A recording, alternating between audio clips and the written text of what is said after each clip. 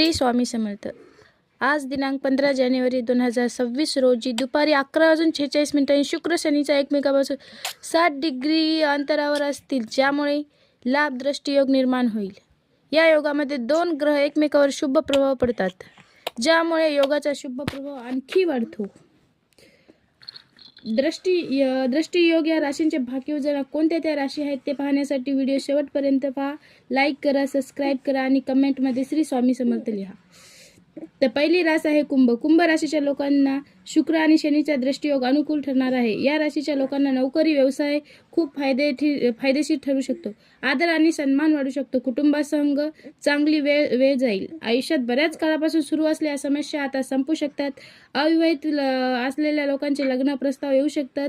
धार्मिक बाबतीमध्ये आवड वाढू शकते। हुशारी आणि बुद्धिमत्तेच्या जोरावर तुम्ही अनेक कामामध्ये यशस्वी होऊ शकता।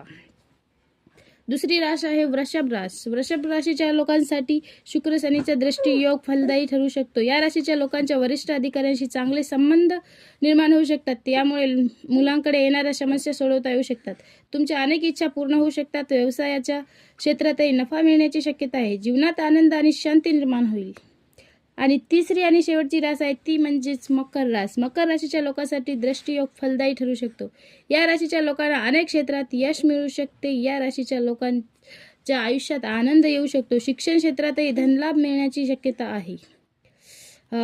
तुमच्या मेहनतीचे फळ आता तुम्ही मिळू शकेल। जर तुम्ही आयुष्यभर कोणत्याही कामावर कठोर परिश्रम करत असाल तर तुम्ही त्यात यशस्वी होऊ शकाल। या 3 राशी आहेत ज्यांच्यासाठी शुक्र शनीचा योग खूपच फायदेशीर ठरू शकणार आहे।